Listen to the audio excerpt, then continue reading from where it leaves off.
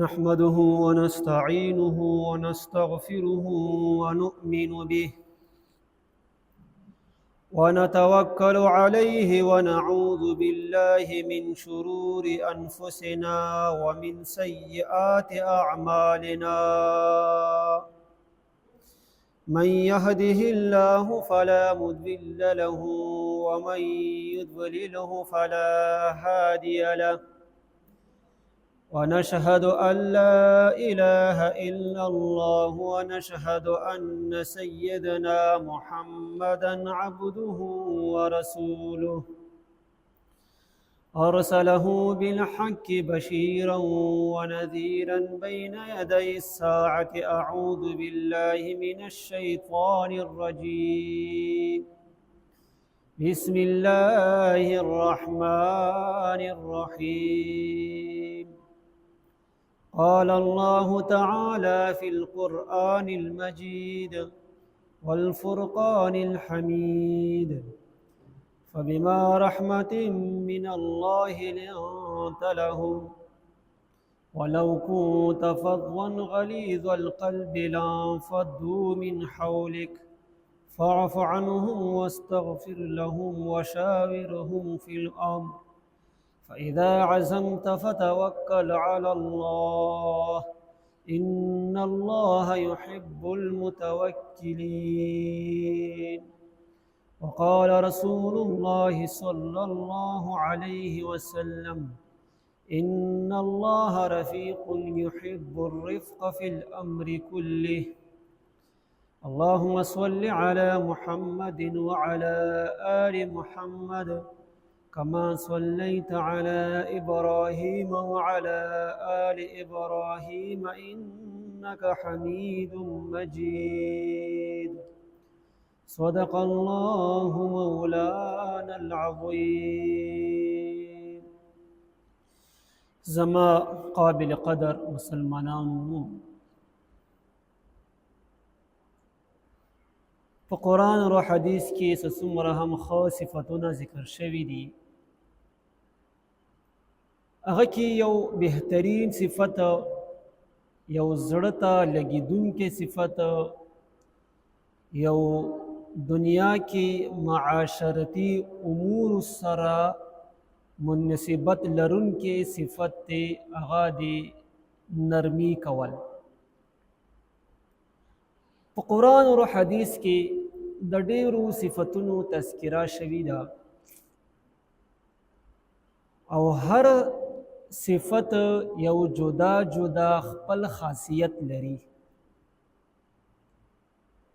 نو عزیزانو، دغه نرمی کول یو خاص داسې صفت دی چې دغه یو منفرد انداز کې الله تبارک و تعالی یو خصوصیت ذکر کړی دی. زما عزتمندو مسلمانانو،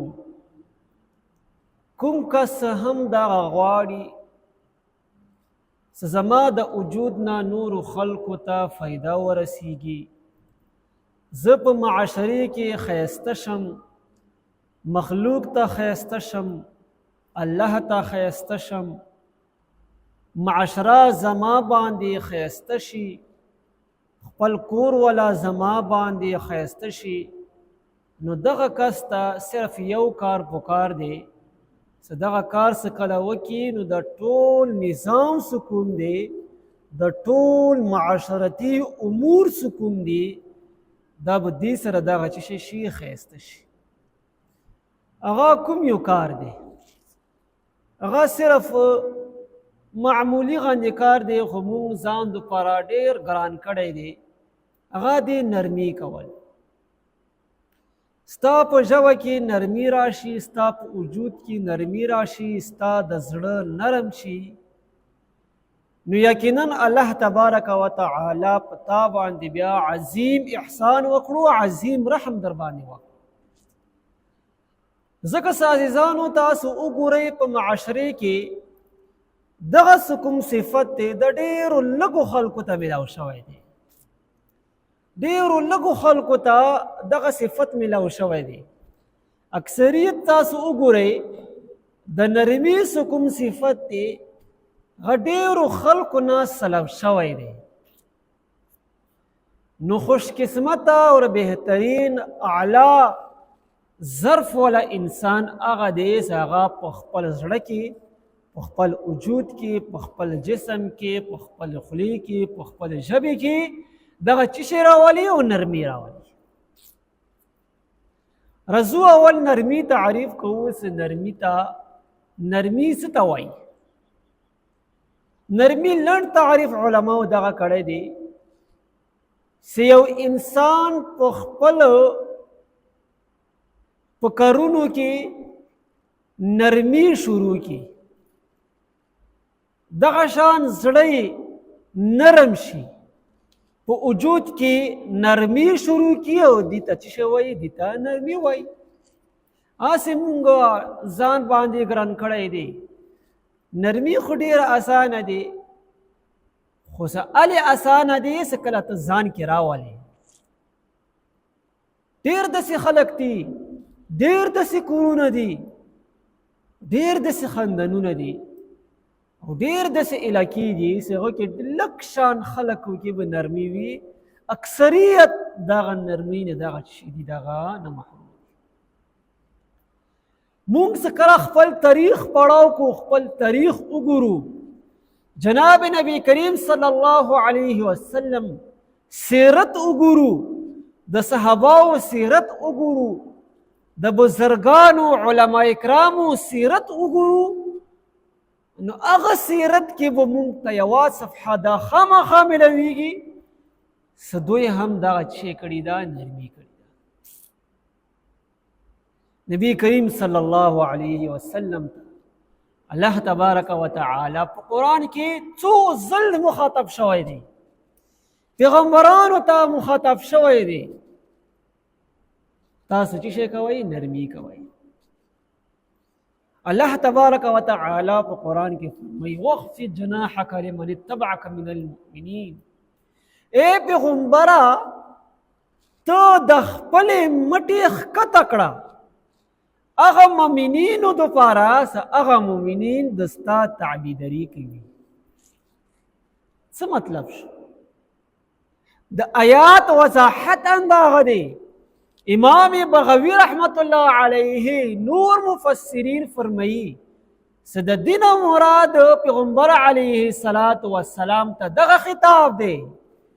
اے پیغمبره ته د خپلو خلکو سره نرمي کوه، ته د خلکو سره رحمدلی کوه. دغه د آیات لنډ تفسیر شو چې تاسو ورباندې واضح پوه شوئ. دغه شان عزتمند مسلمانانو چې کوم آیات د ستاسو مخکې ما خطبې کې ووالو، الله تبارک و تعالی فرمایي فبما رحمة من الله لنت لهم ولو كنت فظا غليظ القلب لانفضوا من حولك. اے پیغمبره دغه نرمي، دغه ښایسته اخلاق ستا ته مونږ درکړي دي. دغه الله تا باندې احسان کړی دی. که چیرې ته نرم خویه نه وې، که ته چیرې بد اخلاقه وې، اے پیغمبره د ارد ګرد خلق ستا سره کوم ناست دي، د صحابه کرام رضی الله تعالی عنهم اجمعین دا تا سره ناست دي، دغه ټول به تا نه پرتې وو. ته یې ښه اخلاق والی، ته نرم خویه یې، ته د اعلی اخلاق والی یې، نو ځکه تا ته ارد ګرد خلق دغه څه کېږي، تا ته رجمه کېږي. او دا خبره مسلمه دی عزیزانو. نبی علیه السلام کثیر تعداد سره مشرکین یهود و نصارا د خپل اخلاق د وجنا ایمان ته راغلي. نبی علیه السلام اخلاق لیدلی دي، نبی علیه السلام رحمدلی لیدلی ده، نبی علیه السلام د وجود څه کوم نرمواله دی مغایل دل دی ایمان یې راوړی دی. ځکه څه دغه خلکو ویلو څه پیغمبر څه کوم دی پیغمبر کې پیغمبر نه علاوه داسې قسم اوصاف دا اول چا کې نه راځي. نو دینه معلومیږي چې دغه پیغمبر دی دغه اخري پیغمبر دی او دی باندې الله کلام را نازلیږي. نو د وجه نه دغه صفات دغه نرم خوی دغه بهترین اخلاق مالک دغه ګرځېدلی دی. الله اکبر. زما عزتمند مسلمانانو هغه حالات دي هغه زمانه دی هغه وخت دی وخت خو مغه دی اگر چې زمانه تېره شوي ده مغه سبعي دی مغه شپه دی مغه پنځه وخته لمونځ دی مغه الله تبارک وتعالی کلام دی مغه احادیث دي. وجه صرف داغه دی الله تبارک وتعالی کلام الله تبارک وتعالی احادیث زموږ په زړونو کې دا راغلي دي. هغه باندې د عمل کولو کوشش نه کوو. نن سبا کې څه معاشره کوم حالات ته روانه دي دغه صرف دغه وجه دی چې زموږ اعمال ټیک نه دي. زموږ اعمال رو په رو خرابېږي زموږ اعمال جوړېږي نه زمون کې اتفاق نه راځي او بې اتفاقي کې راغلي ده. زمون کې رحمدلي نشته او زمون زړونه سخت شوي دي. زمون کې حسد او کینې او بغض راغلی ده. د دې وجې نه دغه معاشره دغه رو په رو دغه شی کېږي دغه خرابېږي. معاشره به هلې ټیکېږي الله تبارک وتعالی دغه شان الله رسول څه ویلي دي هغه ته ځان کې راولي. الله رسول دغه فرمایي سخت خویه ځان نه مه جوړوه نرم خویه ځان نه جوړ کړه. الله تبارک وتعالی الله رسول دغه فرمایي تاسو یو بل سره حسد مه کوئ تاسو یو بل سره کینه مه کوئ تاسو یو بل سره بغض مه کوئ او تاسو په خپل منځ کې اتفاق او اتحاد پیدا کړئ. تاسو د خپل ژبې دغه چې کوي دغه نرم کړئ. زما عزتمند مسلمانانو نبی کریم صلی الله علیه وسلم څومره ښایسته صفت و څومره بهترین اعلی اخلاقیات مالک و. انس رضی الله تعالی عنه فرمایي په یو مکه کې مسجد نبوي کې جناب نبی کریم صلی الله علیه وسلم هم ناست دي. دغه شان ټول صحابه کرام رضی الله تعالی عنهم اجمعین دا ټول وسره ناست دي. دکې یو بندوچي راغلو نوی نوی اسلام یې راوړو. اسلام نه د احکاماتو نه ډېر زیات خبر نه و. جماعت ته راغلو او جماعت په صحن کې دغه شی وکړي او تش امتیازي وکړي. صحابه کرام رضی الله تعالی عنهم اجمعین دوه فورا پارتو پاره د دې سلغني ویرټو او جماعت نه بارو بس. جناب نبی کریم صلی الله علیه وسلم د فرمایلو خبردار هیڅ ورته هم اون وایو بس دغه کوم ځای څه دي څخه کړی دی هغه ښې طریقې سره اوبو سره صفا کوي نور هیڅ ورته هم ونه وایو ما خواله یې راولی. الله اکبر. دا څومره بهترین اخلاق دي. او نن سبا کې عزتمند مسلمانانو که چیرې دغه کار چا نه وشو تاسو څه خیال دی هغه به مونږ کوم حشر کوو هغه به بیا مونږ څنګه شرمو په شرمونو به مونږ شرمو. بیا هو د فلانکي کس په جماعت کې امتیازي وکړي فلنکی کس په جماعت کې دغه شی کولو. خدای بنده هغه هم د الله بنده دی، لکه څرنګه تا نه غلطي کېږي مغه هم غلطي وشوه، آرام سره ورشه. زما عزتمندو مسلمانانو دغه کوم صفات کوم دی دغه مونږ کې ډېر زیات کمزوره دی. الله دې وکړي چې اوس هم تاسو دې باندې عمل شروع کړئ چې په جماعت کې یو کار معمولي غلطي وکړي ټول ورته رابر شو، بیا ورته سختې خبرې ورته شروع کړو چې زوره ته دومره هینه تار شروع کوي. بس یو مشر کس دی هغه ورسره بې باد کې ورسره میلاو شي چې فلنکیه تا دوپاره داسې په کار نه و او دغه شی مه کوه، دغه جماعت کې ناروا دی، دا د الله کور دی، د کوم کار څه ته وکړو دغه الله کور تا څخه کړو.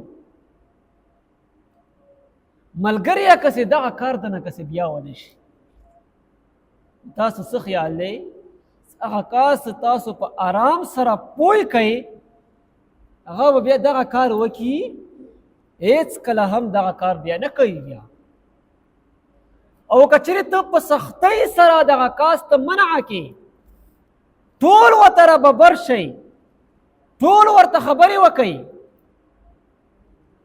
نو هغه یې زه نن جماعت ته راغلی دا هم مانه غلطي شوې ده، ټول عمر به زه جماعت ته رانه شم. دغه کاس بند شو، دغه چا د وجې نه بند شو؟ دغه تا د وجې نه بند شو، تا ورته سختې خبرې وکړې. دې د وجې نه عزتمندو مسلمانانو وایي چېرته د سپکو خلکو سپکې خبرې او چېرته د درنو خلکو درنې خبرې. که چېرې ته ځان نه سپک نه جوړوې بیا سپکې خبرې هم مه کوه. که ځان نه دروند انسان جوړوې، ښه اخلاقو والا انسان ځان نه جوړوي، بهترین انسان ځان نه جوړوي، اعلی اخلاقو مالک ځان نه جوړوي، بیا تا دوپاره پکار دی څه دروند سړی ته ځان نه جوړ کړه. درانې درانې خبرې کوه، ښایسته خبرې کوه، ښایسته اخلاق استعمالوه، مشرانو عزت کوه، کشرانو باندې شفقت کوه، د علما کرامو احترام کوه. زما عزتمندو مسلمانانو کله هم په معاشرې کې داسې قسم خلک راشي او بیا معاشره ورو ورو بیا ټکېږي، ورنه معاشره دغه شی کېږي دغه بیا خرابېږي. مشرانو ته هم همدغه ګزارش دی چې خپلو ماشومانو باندې خپلو ځوانانو باندې دغه څه شی وکړي، شفقت وکړي، دغه داسې خبرې ورته وکړي چې دغه ځوان جماعت طرف ته راشي، او داسې خبرې ورته نه کول پکار دي چې دغه جماعت نه ته څه شی کې لرې کړي. او دغه شان ځوانان څه کوم دي دوی ته همدغه زه ګزارش کوم ستاسو د خپلو مشرانو عزت وکئ، ستاسو د خپلو مشران دغه وپېژنئ، دغه مشرانو احترام وکئ، د علما کرامو احترام وکئ. څه چا په سینه کې قرآن دی هغو خلکو احترام وکئ. بهرحال عزتمند مسلمانانو جناب نبی کریم صلی الله علیه وسلم فرمائی ان الله رفیق يحب الرفق في الامر كله. الله تبارک و تعالی دا په خپل باندې ډیر زیات نرم کوونکی دی او نرمۍ دغه الله تبارک و تعالی دا شی کوي دغه خوښوي. جناب نبی کریم صلی الله علیه وسلم یو بل حدیث دی الله تبارک و تعالی ته هغه خلق ډیر زیات محبوب دي کومو خلقو په زړونو کې نرمۍ وکې پرته دي، کومو خلقو په زړونو په وجود کې نرمۍ پرته دي. الله تبارک و تعالی ته دغه خلق ډیر زیات محبوب دي یو بل حدیث کې راځي جناب نبی کریم صلی الله علیه وسلم فرمایي الله تبارک وتعالی ته د زړونو کې بهترین زړه هغه دی په کوم زړه کې دغه څه دی نرمواله ورکې موجود دی. کوم زړه کې نرمیت ورکې موجود دی دغه زړه الله تبارک وتعالی ته ډېر زیات محبوب او دا خبره هم یاد وساتئ. زمون په کورونو کې تاسو وګورئ هر کور کې دغه لنجې دي. چا به ښځې سره نه لګي، ښځه به لګی شي خاوند سره نه لګي، چا به ورونو سره نه لګي، چا به پلار سره نه لګي، پلار به لګی شي زوی سره به نه لګي، زوی لګی شي پلار نه شکایتونه، پلار لګی شي زوی نه شکایتونه، ښځه به لګی شي خپل خاوند نه شکایتونه، خاوند به لګی شي خپل ښځې نه شکایتونه، ویرونو نه شکایتونه، مواګانو نه شکایتونه. دغه ټول کور کې داسې حالات روان. نن درته یوه فرموله ښیم، نن درته یو اصول ښیم، هغه په اصول باندې روان شو هېڅ قسم شکایت به هم تاسو ته پېښ نه شي. جناب نبی کریم صلی الله علیه وسلم حدیث دی په کوم کور کې هم نرمواله ورکې کور کې موجود وي الله تبارک وتعالی د دې کور ته به ډېره زیاته فایده رسوي. او کوم کور کې هم نرمواله نه وي، نرمۍ ورکې نه وي، الله تبارک وتعالی د دې کور ته فایده نه رسوي. اوس راشئ د دې حدیث لاندې دغه ورباندې اوس فټ کوو. که چیرې یو کس ګوري چې زموږ کور کې ښایستوالی راشي، که چیرې دغه مشر وایي چې زموږ کور کې بهترۍ راشي، نو دې مشر ته پکار دی اول دا په خپله باندې دغه ژبه چې کوم دی ژبه کې نرموالی راولي، زمانو ته ښایسته ښایسته خبرې شروع کړي، نرمې لهجې سره وعظ او نصیحت ورته شروع کړي. خاوند لګی شي خپلې ښځې ته نرمې لهجې سره نصیحت ورته وکړي، پلار لګی شي خپلو زمنو ته وکړي، دغه شان نورو ښځو ته وکړي. عزتمندو مسلمانانو دغه ټول کور کې به بیا چې شي راشي سکون بیا راشي. دا حدیث سکون دی، دا حدیث به د دې کور باندې دغه شي فټ شي، الله تبارک وتعالی دغه ټول کور ته به بیا فایده رسوي، دغه کور باندې بیا رحمتونه رسي، دغه کور باندې بیا برکتونه رانازلېږي، دغه کور کې بیا سکون وي. بیا که چیرې نرم خویه نه وي، د دې مشران نرم خویه نه وي، د دې ښځې چې کومې دي دغه ژبې روبستلې وي، اولاد کې نرم خویه نه وي، نو دغه ټول کور بیا په عذاب باندې دی.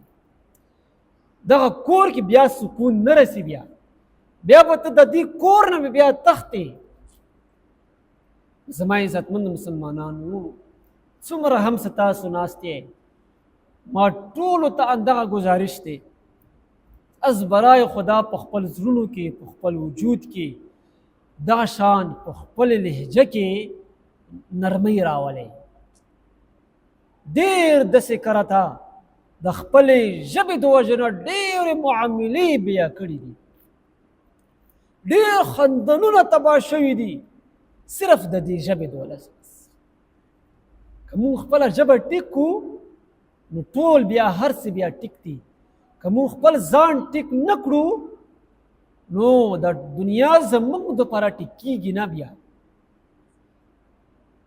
ته څه کله هم چا عزت کوي، ستا عزت به بیا کېږي، بیا د چا عزت نه کوي نو ستا عزت به هم نه کېږي. بیا دا خبره یاد وساتئ. که چیرې ستا په زړه کې د نورو دپاره احترام وي، نور خلک به هم ستا احترام کوي. بیا او که چیرې د ستا په زړه کې نورو خلکو دپاره احترام نه وي، نو بیا د نورو خلکو نه هم ته د احترام تمه به نه کوه. بیا که چیرې ستا د ژبې کې نرمواله وي، نورې ژبې هم ستا دپاره به نرم شي. بیا او که ستا د ژبې کې نرمواله نه وي نور خلکو نه هم بیا د نرم مزاج بیا ته مه کوه بیا نو څه هم دي دغه مونږ په خپل کې دي که مونږ خپل ځانونه ټیک کړو نو ټوله دنیا زمونږ دپاره ټیک ده که مونږ خپل ځانونه ټیک نه کړل نو ټوله دنیا زمونږ دپاره بیا ټیکېږي نه واخر دعوانا ان الحمد لله رب العالمين لا اله الا انت سبحانك اني كنت من الظالمين رب اشرح لي صدري ويسر لي امري واحلل عقدة من لساني يفقه قولي اللهم اغفر للمسلمين والمسلمات والمؤمنين والمؤمنات یا الله زمون گناهونه معاف کړي یا الله خپل رضا راته نصیب کړي یا الله زمون زړونه نرم کړي یا الله زمون په زړونو کې څومره هم شرعي ضرورت یا الله ټول پوره کړي خپل رضا راته نصیب کړي خپل رضا راته نصیب کړي زمون په زړونو کې قرآن محبت واچوي زمون په زړونو کې جناب نبی کریم صلی الله علیه وسلم محبت واچوي واخر دعوانا ان الحمد لله رب العالمین یو مدرسې والا راته ویلي طالب راغلی دی یو مدرسې والا متخذې والا څه راغلی دی هغه ویلي وو هغه مدرسې تعاون دپاره چاندې په سلسلې کې اورینګ هم کړی نو خپل भरपूर कोशिश वसره وکړئ داسې څومره هم دغه